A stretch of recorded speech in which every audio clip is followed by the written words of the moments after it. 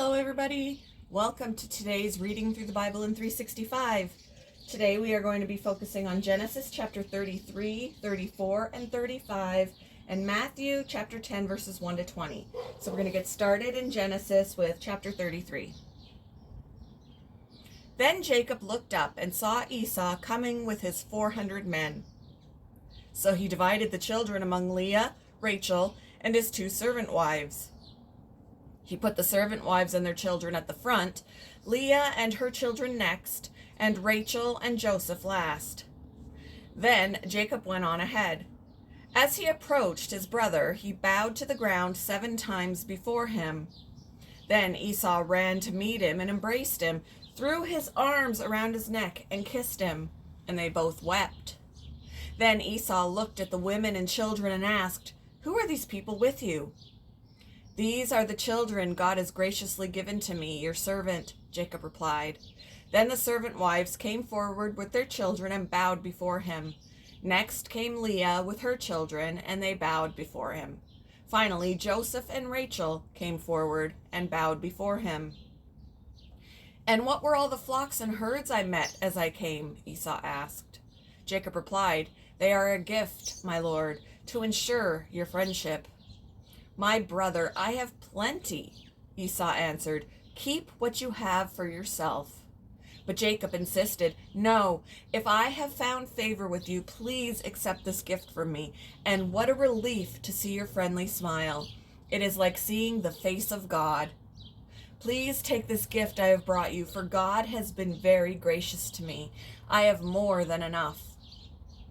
And because Jacob insisted, Esau finally accepted the gift. "Well," Esau said, "let's be going. I will lead the way." But Jacob replied, "You can see, my lord, that some of the children are very young, and the flocks and herds have their young too. If they are driven too hard, even for one day, all the animals could die. Please, my lord, go ahead of your servant. We will follow slowly at a pace that is comfortable for the livestock and the children. I will meet you at Seir." "All right," Esau said, "but at least let me assign some of my men to guide and protect you." Jacob responded, "That's not necessary. It's enough that you've received me warmly, my lord." So Esau turned around and started back to Seir that same day. Jacob, on the other hand, traveled on to Succoth. There he built himself a house and made shelters for his livestock. That is why the place was named Succoth, which means shelters.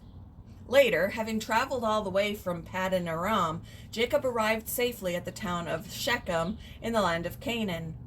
There he set up a camp outside the town. Jacob bought the plot of land where he camped from the family of Hamor, the father of Shechem, for 100 pieces of silver. And there he built an altar and named it El Elohe Israel. Chapter 34. One day, Dinah, the daughter of Jacob and Leah, went to visit some of the young women who lived in the area. But when the local prince, Shechem, son of Hamor, the Hivite, saw Dinah, he seized her and raped her. But then he fell in love with her, and he tried to win her affection with tender words. He said to his father Hamor, "Get me this young girl, I want to marry her."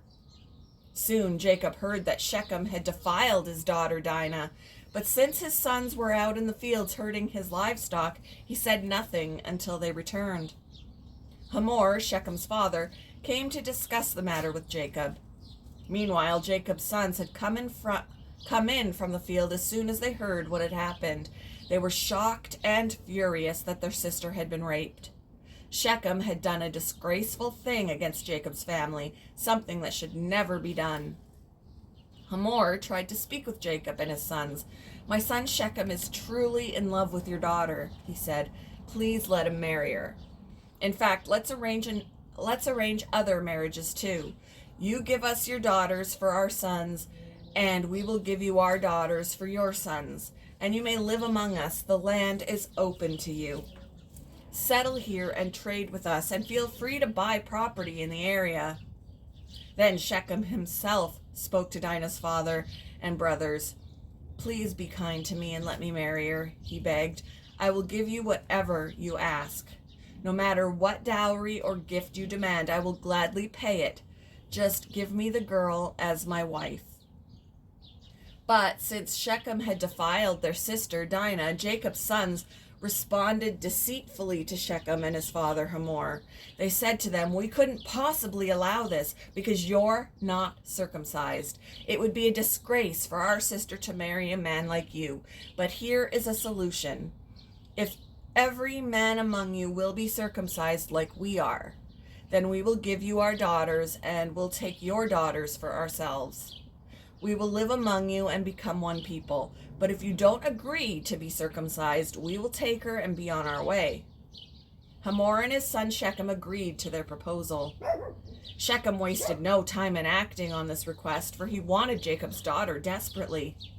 Shechem was a highly respected member of his family, and he went with his father Hamor to present this proposal to the leaders at the town gate. "These men are our friends," they said. "Let's invite them to live here among us and trade freely." Sorry about the dogs. "Look, the land is large enough to hold them. We can take their daughters as wives and let them marry ours. But they will consider staying here and becoming one people with us only if all our men are circumcised, just as they are. But if we do this, all their livestock and possessions will eventually be ours. Come, let's agree to their terms and let them settle here among us." So all the men in the town council agreed with Hamor and Shechem, and every male in the town was circumcised. But 3 days later, when their wounds were still sore, 2 of Jacob's sons, Simeon and Levi, who were Dinah's full brothers, took their swords and entered the town without opposition. Then they slaughtered every male there, including Hamor and his son Shechem. They killed them with their swords, then took Dinah from Shechem's house and returned to their camp. Meanwhile, the rest of Jacob's sons arrived. Finding the men slaughtered, they plundered the town because their sister had been defiled there. They seized all the flocks and herds and donkeys, everything they could lay their hands on, both inside the town and outside in the fields. They looted all their wealth and plundered their houses. They also took all their little children and wives and led them away as captives. Afterward, Jacob said to Simeon and Levi, "You have ruined me.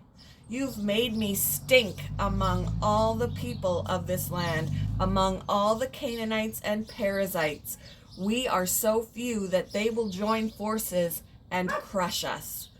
I will be ruined, and my entire household will be wiped out.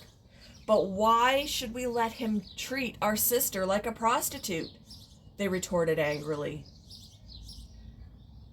Chapter 35. Then God said to Jacob, "Get ready and move to Bethel and settle there. Build an altar there to the God who appeared to you when you fled from your brother Esau." So Jacob told everyone in his household, "Get rid of all your pagan idols, purify yourselves, and put on clean clothing. We are now going to Bethel, where I will build an altar to the God who answered my prayers when I was in distress. He has been with me wherever I have gone." So they gave Jacob all their pagan idols and earrings, and he buried them under the great tree near Shechem. As they set out, a terror from God spread over the people in all the towns of that area, so no one attacked Jacob's family. Eventually, Jacob and his household arrived at Luz, also called Bethel, in Canaan. Jacob built an altar there and named the place El Bethel, which means God of Bethel, because God had appeared to him there when he was fleeing from his brother Esau. Soon after this, Rebekah's old nurse, Deborah, died. She was buried beneath the oak tree in the valley below Bethel. Ever since, the tree has been called Allon Bacuth, which means oak of weeping. Now that Jacob had returned from Paddan Aram, God appeared to him again at Bethel. God blessed him, saying, "Your name is Jacob, but you will not be called Jacob any longer. From now on, your name will be Israel." So God renamed him Israel. Then God said, "I am El Shaddai, God Almighty. Be fruitful and multiply. You will become a great nation, even many nations. Kings will be among your descendants, and I will give you the land I once gave to Abraham and Isaac. Yes, I will give it to you and your descendants after you." Then God went up from the place where he had spoken to Jacob. Jacob set up a stone pillar to mark the place where God had spoken to him. Then he poured wine over it as an offering to God and anointed the pillar with olive oil. And Jacob named the place Bethel, which means house of God, because God had spoken to him there. Leaving Bethel, Jacob and his clan moved on toward Ephrath, but Rachel went into labor while they were still some distance away. Her labor pains were intense. After a very hard delivery, the midwife finally exclaimed, "Don't be afraid, you have another son." Rachel was about to die, but with her last breath, she named the baby Ben-Oni, which means son of my sorrow. The baby's father, however, called him Benjamin, which means son of my right hand. So Rachel died and was buried on the way to Ephrath, that is, Bethlehem.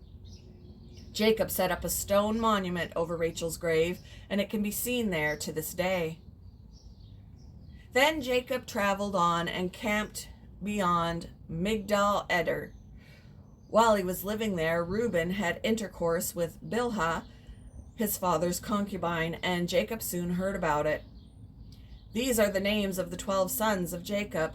The sons of Leah were Reuben, Jacob's oldest son, Simeon, Levi, Judah, Issachar, and Zebulun. The sons of Rachel were Joseph and Benjamin. The sons of Bilhah, Rachel's servant, were Dan and Naphtali.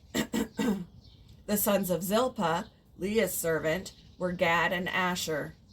These are the names of the sons who were born to Jacob at Paddan Aram. So Jacob returned to his father Isaac in Mamre, which is near Kiriath Arba, now called Hebron, where Abraham and Isaac had both lived as foreigners. Isaac lived for 180 years. Then he breathed his last and died at a ripe old age, joining his ancestors in death. And his sons Esau and Jacob buried him. Moving on to Matthew chapter 10, verses 1 to 20. Jesus called his 12 disciples together and gave them authority to cast out evil spirits and to heal every kind of disease and illness. Here are the names of the 12 apostles. First, Simon, also called Peter, then Andrew, Peter's brother, James, son of Zebedee, John, James's brother, Philip, Bartholomew, Thomas, Matthew the tax collector, James, son of Alphaeus, Thaddeus, Simon the zealot, Judas Iscariot, who later betrayed him. Jesus sent out the 12 apostles with these instructions. Don't go to the Gentiles or the Samaritans, but only to the people of Israel, God's lost sheep. Go and announce to them that the kingdom of heaven is near. Heal the sick, raise the dead, cure those with leprosy, and cast out demons. Give as freely as you have received. Don't take any money in your money belts, no gold, silver, or even copper coins. Don't carry a traveler's bag with a change of clothes and sandals or even a walking stick. Don't hesitate to accept hospitality, because those who work deserve to be fed.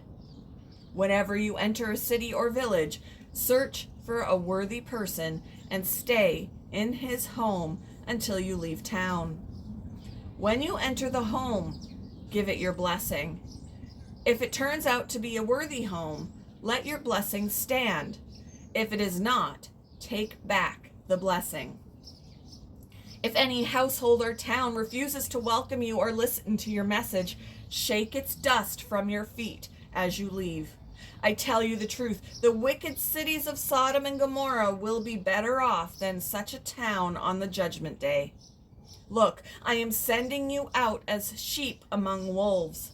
So be as shrewd as snakes and harmless as doves. But beware, for you will be handed over to the courts and will be flogged with whips in the synagogues. You will stand trial before governors and kings because you are my followers. But this will be your opportunity to tell the rulers and other unbelievers about me. When you are arrested, don't worry about how to respond or what to say.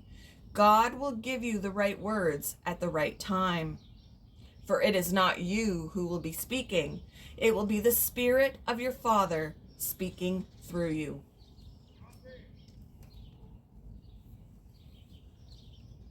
Thank you for joining me for today's reading through the Bible in 365. I hope you all have a wonderful Monday, and I will see you in the next one, guys.